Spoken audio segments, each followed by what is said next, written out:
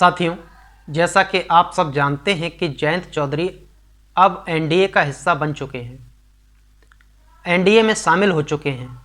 जयंत चौधरी के एनडीए में शामिल होने से पश्चिमी उत्तर प्रदेश की लगभग 27 सीटों पर मुस्लिम 30%, दलित 25% और जाट 18% हैं। यादव वोटर्स ना के बराबर हैं। किसी सीट पर त्रिकोणीय मुकाबले में अगर किसी कैंडिडेट को 35 से 40% वोट आ जाएं, तो उसकी जीत की संभावना 90 से 100% तक हो जाती है। जाट वोटर्स भाजपा के साथ हैं। पश्चिमी उत्तर प्रदेश में दलित और मुस्लिम मिलकर 55% के आसपास आबादी वाली कौमें हैं। अगर ये साथ आने की सोचें तो 27 की 27 सीटें दलित मुस्लिम गठजोड़ वाले दल को मिल सकती हैं। ऐसे में बसपा इन सीटों पर मजबूत दिखती है यदि मुस्लिम साथ आ जाएं तो वहीं एक बात निकलकर यह आती है कि जयंत के भाजपा में जाने के बाद आखिर उस राजनेता का क्या होगा जो जयंत चौधरी की पार्टी रालोद को खतौली की सीट जिताने का क्रेडिट ले रहे हैं। वह हमेशा से यह कहते आए कि रालोद यह सीट जीती है तो केवल मेरी वजह से जीती है। हमने अपने बलबूते दलितों के वोट रालोद को दिलवाए। हालांकि इसमें कोई सच्चाई नहीं है। हकीकत तो यह है कि वहां पर बसपा का कैंडिडेट था ही नहीं। ऐसे में भाजपा के खिलाफ जाकर दलितों ने रालोद को वोट दिया। हकीकत यह है।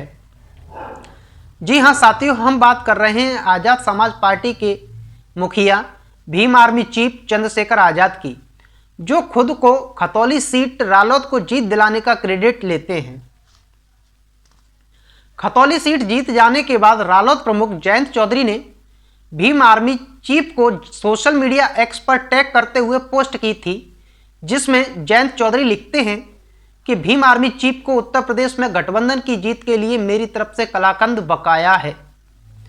रिप्लाई में भीम आर्मी चीफ भी लिखते हैं कि बिल्कुल जयंत भाई, कलाकंद तो बकाया है लेकिन अब साथ मिलकर ही खाएंगे। अब ऐसे में जब जयंत चौधरी एनडीए में चले गए हैं, साथ ही खतौली सीट भी ले गए हैं और कलाकंद अभी भी बकाया रह गया है। अब ऐसे में प्रश्न यह उठता है कि अब भीम आर्मी चीफ का अगला कदम क्या होगा। वह कलाकंद खाने के लिए प्रत्यक्ष रूप से एनडीए में जाएंगे या अप्रत्यक्ष रूप से एनडीए को जिताने का दम भरेंगे या फिर भाजपा के खिलाफ सपा को समर्थन देंगे। आखिर भीम आर्मी चीफ की रणनीति क्या होगी, ऐसे कई प्रश्न निकल कर आते हैं।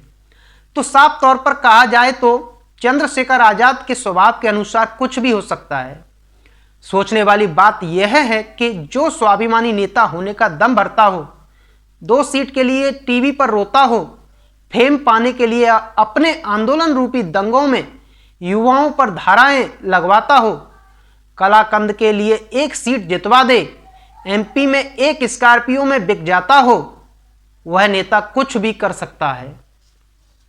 जहां तक मेरा पहला अनुमान यह है कि समाजवादी पार्टी चंद्रशेखर आजाद को यदि गठबंधन में लेती है तो गठबंधन के तहत 21% दलित समाज का सौदा चंद्रशेखर आजाद 1 सीट में कर सकते हैं। वही नगीना सीट जिस सीट पर वह तैयारी कर रहे हैं, सपा वह सीट गठबंधन के तहत चंद्रशेखर आजाद को दे सकती है और 79 सीट्स पर वह केवल सपा के लिए प्रचार करेंगे। वह सपा जो किसी भी हालत में भाजपा से मुकाबला नहीं कर सकती, केवल मोदी प्रायोजित मीडिया सपा को भाजपा के खिलाफ प्रमोट कर रही है। गोदी मीडिया सपा को भाजपा के मुकाबले इसलिए दिखा रही है जिससे मुस्लिम वोटर्स बसपा की तरफ न चले जाएं। दूसरा अनुमान यह है कि चंद्रशेखर आजाद सपा से गठबंधन न होने पर भी नगीना सीट पर लड़ें और सपा भी अपना प्रत्याशी उतार दे, जैसा कि नगर निकाय चुनाव में पहले भी हो चुका है, और सपा अपना प्रचार भी करवा ले। तीसरा अनुमान यह है कि जो पहले और दूसरे अनुमान के निष्कर्ष के रूप में निकलकर आता है कि वह हर हाल में भाजपा की ही मदद करेंगे। आखिरकार वह पूर्व में मनुवादी संगठनों से जुड़े रहे हैं। जब भाजपा की मदद करेंगे ही तो कलाकंद खाने को भी मिल सकता है। आजाद समाज पार्टी के घोषित और अघोषित प्रवक्ताओं द्वारा सोशल मीडिया पर अपील की जा रही है कि भाजपा से मुकाबला करने के लिए बहनजी और चंद्रशेखर आजाद को एक मंच पर आना चाहिए। गठबंधन कर लेना चाहिए। ऐसे में आज़ाद समाज पार्टी के इन प्रवक्ताओं से यह पूछना चाहिए कि तुम लोगों ने बहन जी का विरोध कर ही अपनी पार्टी बनाई।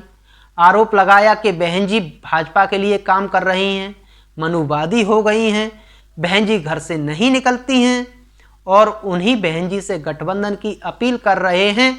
मतलब साफ है कि बहन जी का भाजपा से कोई संबंध नहीं है, इसीलिए गठबंधन की अपील कर रहे हैं। और ऐसे में जब बसपा दलितों की एकमात्र हितैषी पार्टी है तो तुम लोगों को दूसरी पार्टी बनाने की जरूरत क्यों आन पड़ी? आखिर समझ नहीं आता कि भीम आर्मी के प्रवक्ता किस किस्म का नशा करते हैं। यह आज भी समझ से बाहर है। आपको हमारा विश्लेषण कैसा लगा कमेंट करें, लाइक करें और वीडियो को ज़्यादा से ज़्यादा शेयर करें। साथ ही हमारे चैनल सम्यक सार को सब्सक्राइब करें। जय भीम, नमो बुद्धाय, जय भारत।